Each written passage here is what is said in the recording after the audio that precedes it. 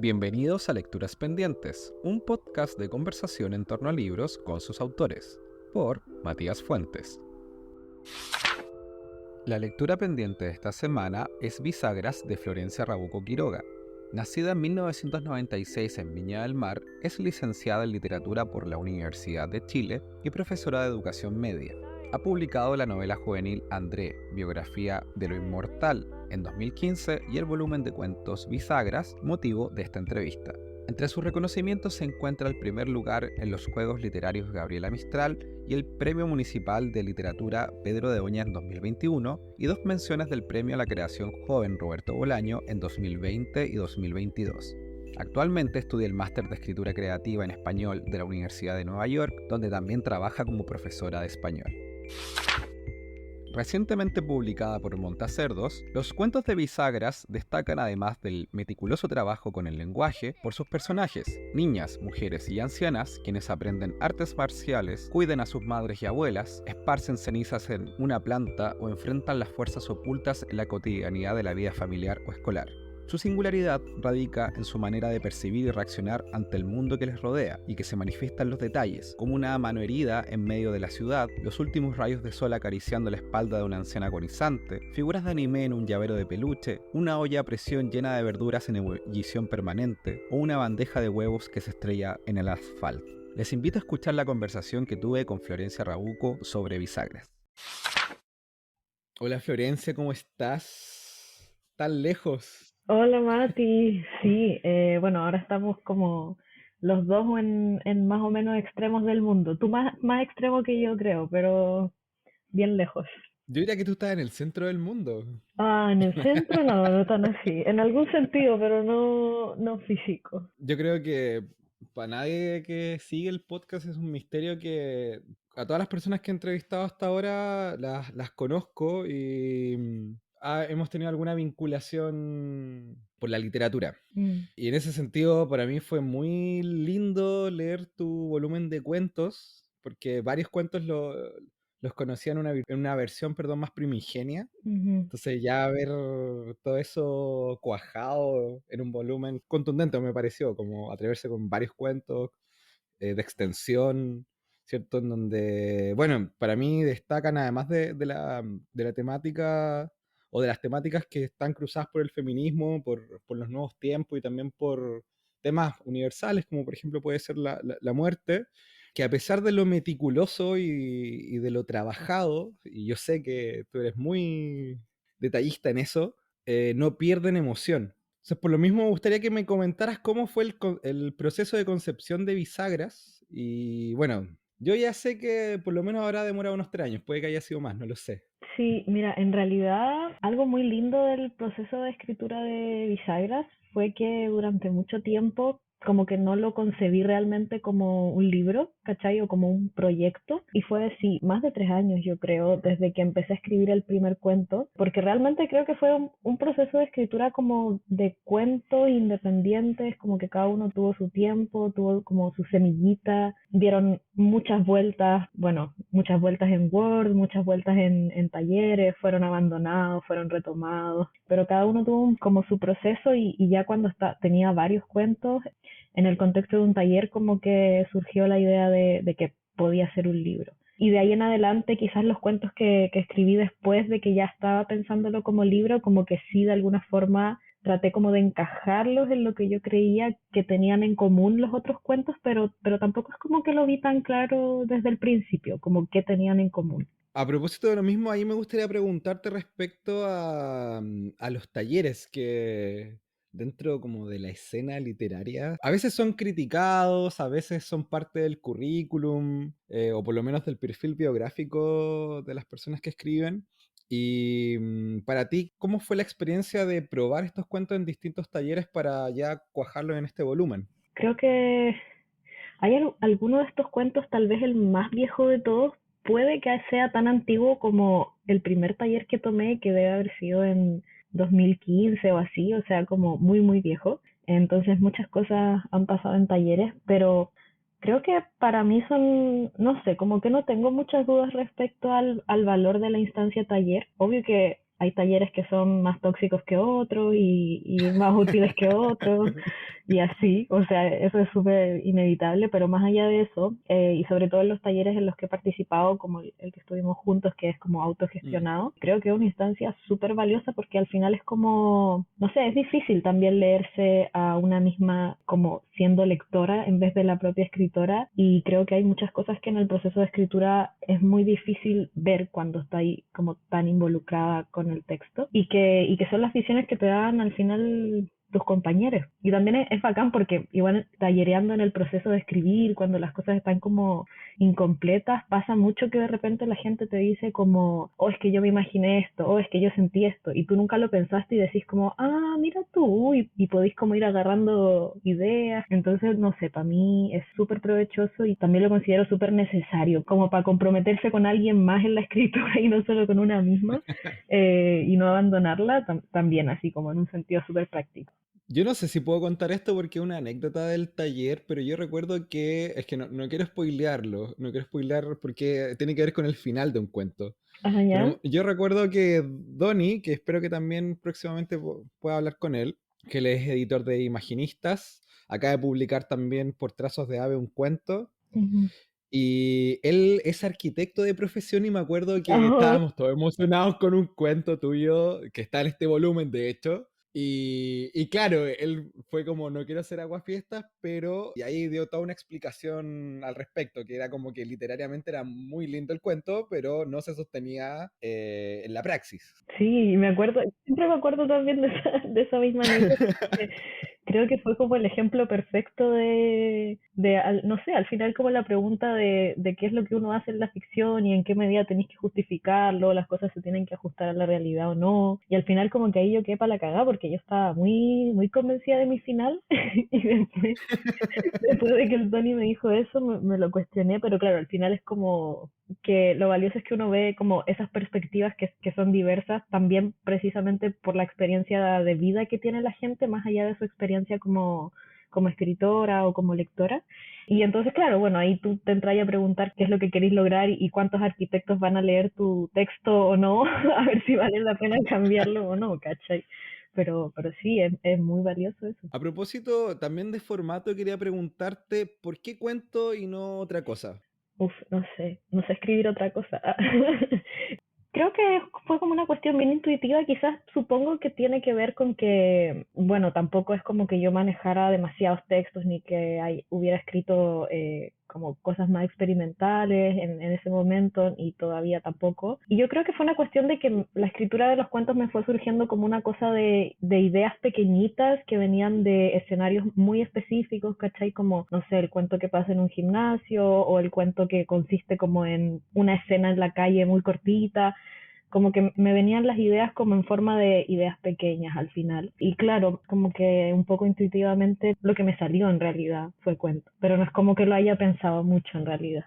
Bueno, a pesar de que sean ideas chiquititas, yo quiero destacar, quizás por el impacto de que me significó leer Violentas. Fue un cuento que personalmente me emocionó mucho porque, no sé si la paternidad o el cambio generacional que uno ve siendo profe, como que ya te hace darte cuenta que han pasado sus años. Ujú, Y la forma en que trabajas, por ejemplo, la relación de amistad la encuentro muy, muy linda. O sea, claro, hay una especie hay un conflicto ahí, hay una especie de enemigo, está la manipulación, hay también una comunión entre estas dos amigas. ujú, Pero por otra parte también está esa distancia o sí, esa distancia que de repente te da el tiempo de pensar, chuta, tuve una relación con esta persona, tuvimos el placer y también la dicha de poder compartir y coincidir en múltiples aspectos en un momento y un espacio determinado, y eso se perdió, se fue. ujú. Creo que eso está muy bien desarrollado y puede ser como una reflexión o un pensamiento que te deja a partir de eso, pero yo no sé si te planteas de repente lograr algún efecto con lo que escribes. Sí, sí, eso yo creo que el tema del efecto sí es algo que me planteo cuando escribo. Igual es súper extraño porque de alguna forma como que una no puede anticipar mucho como quién es la persona exacta que te va a leer y en verdad las recepciones siempre son muy distintas.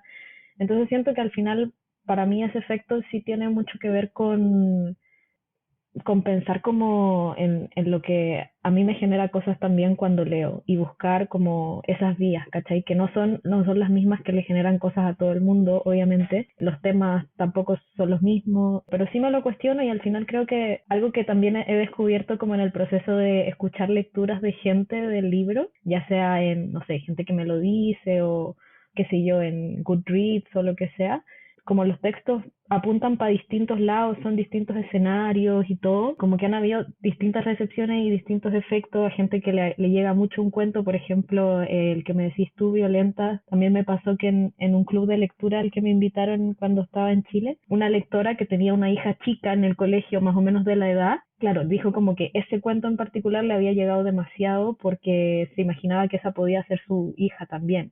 Y claro, tú, por ejemplo, que eres profe y seguro te ha pasado muchas veces como de que en el colegio uno ve muchas cosas que dice como que esto hay que decirlo, ese cambio generacional que va sucediendo y al mismo tiempo las cosas que se repiten todo el rato. Entonces, claro, al final el efecto creo que es algo que depende mucho de otros factores. Yo lo busco, siento que lo busco mucho como en el estilo del lenguaje, así como en general, pero es un poco impredecible como los efectos que va a tener más allá de cómo uno lo busque. Pienso también, además del efecto, el ritmo. Por ejemplo, Chavasana tiene un ritmo súper marcado y que te mantiene ahí en tensión constante porque es como, chuta, ¿se va a morir o no se va a morir este tipo que está ahí en medio de la calle? Y en ese sentido también, ¿cómo tú trabajas o te planteas el ritmo de lectura? Algo que es muy difícil, claro, de mantener. ¿Cómo llegas a cuajarlo? Es una buena pregunta. Yo no he hecho tanto el ejercicio de como revisar, bueno, sí, sí, en el proceso de edición reviso, pero creo que así algo que creo que trato de aplicar en general es como encadenar un poquito las oraciones, como a través de distintos métodos, ¿cachai? Como ya sea como engancharla porque hay una palabra que se repite, o engancharla porque hay una progresión temática muy obvia, o engancharla por el tiempo de lo que pasa entre una oración y otra, pero siempre trato como de hacer que, como que una vez que ya construí algo que me convenció, como que las oraciones no se pueden mover mucho de lugar como en la página, ¿cachai? Porque como que todas se van agarrando de algo que viene antes. Eso es algo que me gusta mucho hacer ahora. No sé si para mí como que queda encadenado y queda bien, y creo que para algunos lectores seguro también. También creo que para otros no. Siempre he recibido lecturas como bien distintas, pero creo que lo trabajo sobre todo así. Pero la tensión, no sé si mis textos tienen tanta tensión, como que igual siento que de repente hay una tensión que se deshace en los cuentos y eso me gusta. Pero sí, quizás va por otro lado el tema del enganche, más que tensión así como narrativa. Bueno, en este momento tú estás estudiando un máster en escritura creativa en NYU, Sí. por eso estaba allá tan lejos. Y me gustaría preguntarte qué aspectos desde la academia o desde, bueno, ahí quizás nos podrías comentar también cómo es la dinámica de trabajo en este máster, Mm. te ha mostrado respecto o te ha hecho reflexionar respecto a tu propio ejercicio de escritura. Sí, o sea, igual como que creo que es importante decir que no es un programa académico propiamente tal, sino que todo lo contrario. Es un programa creativo y que en ese sentido tiene sobre todo muchas clases que son con dinámica de taller, que la verdad no es muy distinto a lo que hacemos en taller en cualquier lugar, digamos. Creo que una de las grandes diferencias que ha hecho como estar acá y hacer este programa al final tiene que ver con, como el beneficio para la escritura para mí tiene que ver con la cantidad de tiempo disponible para estar hablando sobre literatura, para estar pensando tu escritura, para estar leyendo también como que al final y no sé, estar interactuando con gente que está como haciendo más o menos lo mismo. Obviamente todos tenemos nuestros trabajos y no sé qué, pero a pesar de eso, la cantidad de tiempo disponible para mí, desde partir trabajando en Chile en un colegio donde hacía, no sé, 8 clases distintas como a la semana, que trabajaba de 8 a 6 en el colegio y después seguía trabajando, a estar acá como que tengo un horario de trabajo decente, ¿cachai? Que me permite como seguir mis clases y todo.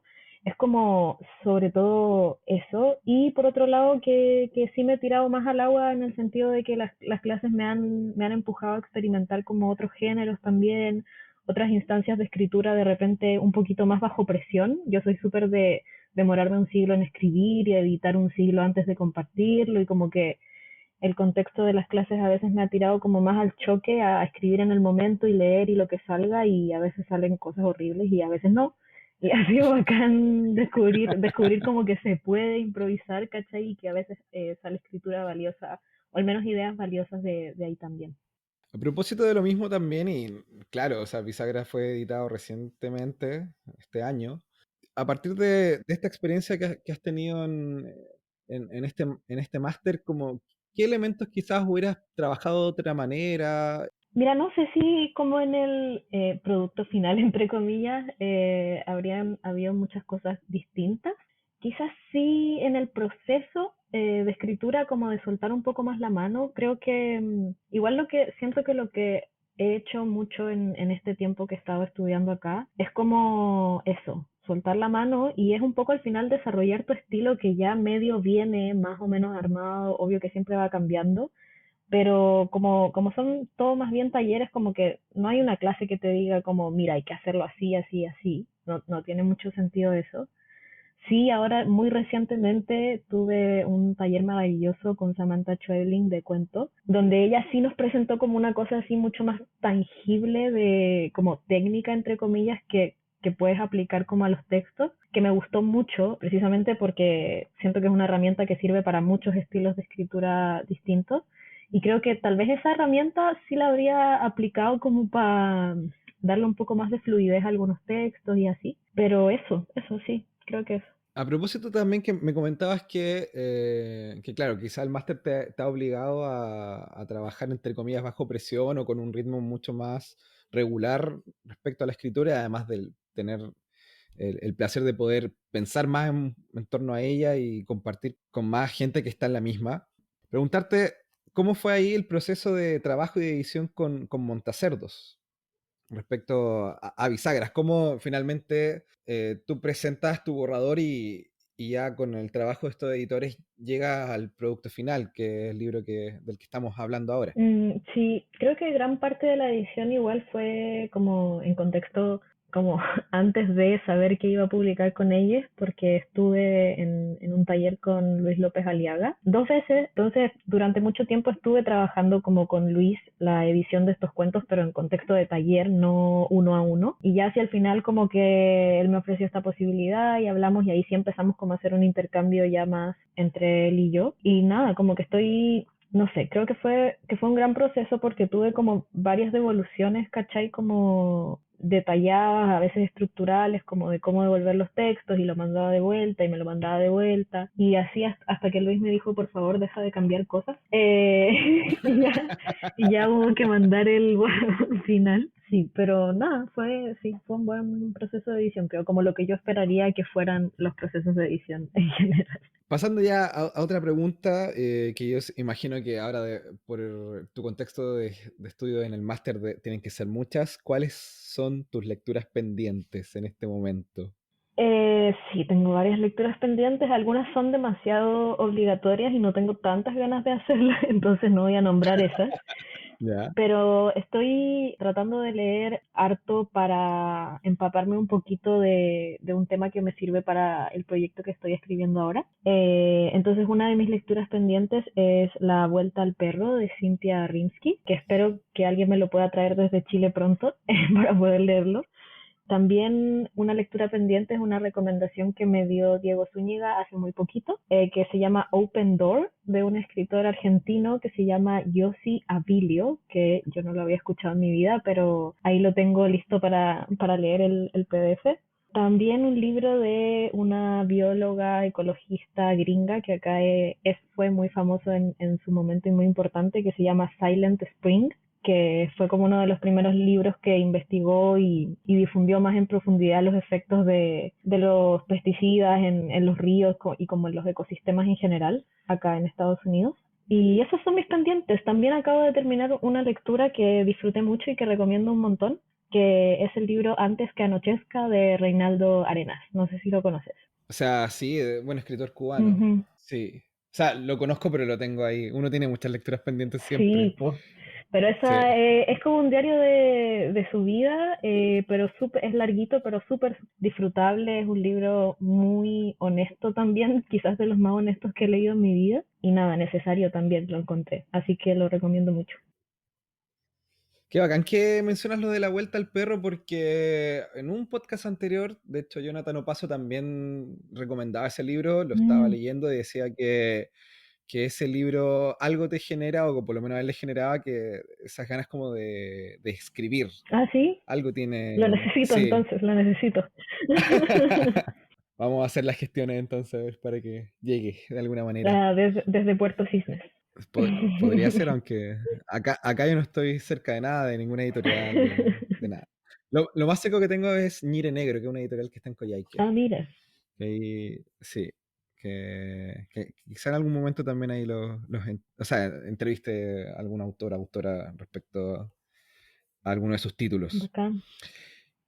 Y eso, ya quería preguntarte respecto a qué se te viene en el futuro, o en qué estás pensando a propósito también de estas mismas lecturas de las cuales te estás empapando. Estoy empezando a trabajar una novela, pero nada, yo soy bien lenta para escribir, así que no sé si se viene por lo pronto, probablemente no. Pero sí, estoy trabajando en una novela que por ahora se llama Familia Circular y que va un poquito en una escena media posapocalíptica de cuando la peor parte de la crisis climática ya pasó. Así que me va a tomar un buen ratito como estar en eso, yo creo. Pero ahí vamos. Una pregunta que se me había quedado en el tintero tiene que ver con el hecho de cómo uno puede impregnar de ciertos discursos la literatura, por lo menos lo que uno escribe, sin ser panfletaria. Yo creo que es algo que es súper difícil y de cierta manera tú lo logras porque si bien, no sé, uno parte leyendo el libro y está dedicada a mujeres. Yo me acuerdo que en Perfiles de Combate tiene un poco eso de casi imaginar un mundo sin hombres. O básicamente también era cómo enfrentarse a este hombre que somos potencialmente todos agresores. Sí. Y en fin, en general como que todos los cuentos está dentro de esta comunión de mujeres en distintos contextos, por supuesto, pero no en ningún momento sale la palabra feminismo, en ningún momento tampoco hay una cátedra o hay tampoco definiciones, pero sí hay una posición respecto. Mm, ¿Cómo lo logras? ¿O cómo sientes que lo logras? yo siento que hay tres cosas que ayudan o que a mí me ayudan al menos mucho en ese sentido. Una es como, de repente siento que concentrarse mucho en mostrar como ciertas cosas como tomadas de la realidad. Hay muchos de esos cuentos que son escenas que para mí fueron muy significativas y que son cosas que sucedieron o que yo vi. Y creo que al final como que la realidad te muestra esos discursos de formas no evidentes, ¿cachai? Como no panfletarias. Entonces porque no te muestra las ideas, te muestra lo que pasa como producto de esas ideas. Entonces, claro, como que siento que para mí es importante como poner mucha atención a esas cositas que uno va viendo y que resultan significativos y que dentro de un relato te transmiten una idea. Y en ese sentido también como poner atención a cuando una se tienta con nombrar la idea, ¿cachai? Como leerse críticamente para ver cuándo estáis diciendo demasiado de lo que queréis decir. Y en ese mismo sentido también los talleres, pues como que igual los cuentos que están en bisagra son cuentos que pasaron por muchas lecturas y muchas veces que me dijeron, no, pero mira, aquí está diciendo demasiado panfletaria, como que está muy evidente, te está explicando.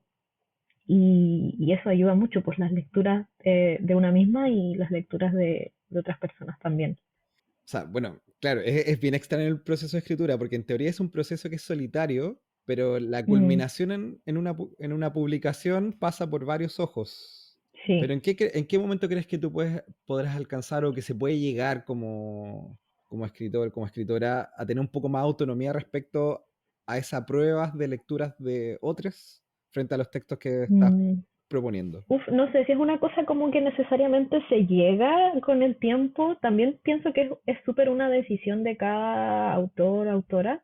Como que he escuchado autores, por ejemplo, el que está famosillo ahora, Hernán Díaz, Ya, sí. eh, que en una entrevista que vio él decía como que él entrega los textos listos a su editor, como que no deja que le toquen nada, ¿cachai? Pero siento que esa también es como una decisión, compartirlo o no compartirlo. Pienso que también puede tener que ver con el nivel de seguridad que tenéis con lo que estáis escribiendo, pero no siempre, porque a veces tenéis seguridad, pero igual te interesa saber como las percepciones en general, como si se ajusta un poco a lo que tú estabas pensando, ¿no? Y tiene un valor que va más allá de eso, como no es como que te vayan a decir correcto o incorrecto, sino que a veces salen cosas que son nuevas también y eso es valioso y yo creo que a escritores que son muy consagrados les sigue siendo muy valioso. Entonces no sé si es como un estadio en el que uno no está y de pronto sí está, sino que yo creo que es más como una decisión, en realidad.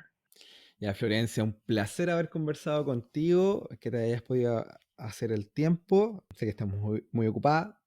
Espero que estés disfrutando tu estancia y que... No, querido, tú estás más ocupado que yo, seguro, seguro. Así que gracias a ti Pero, por pero todo. estoy acá. Y eso, pues ojalá poder conversar próximamente, que haya novedades respecto a lo que estás escribiendo y yo voy a seguir acá, cualquier cosa. Muchas gracias, Así que Mati. eso, pues, un abrazo, que estés súper. Chao, chao. Muchas gracias por quedarte hasta el final. Esto fue Lecturas Pendientes, un podcast de conversación en torno a libros con sus autores.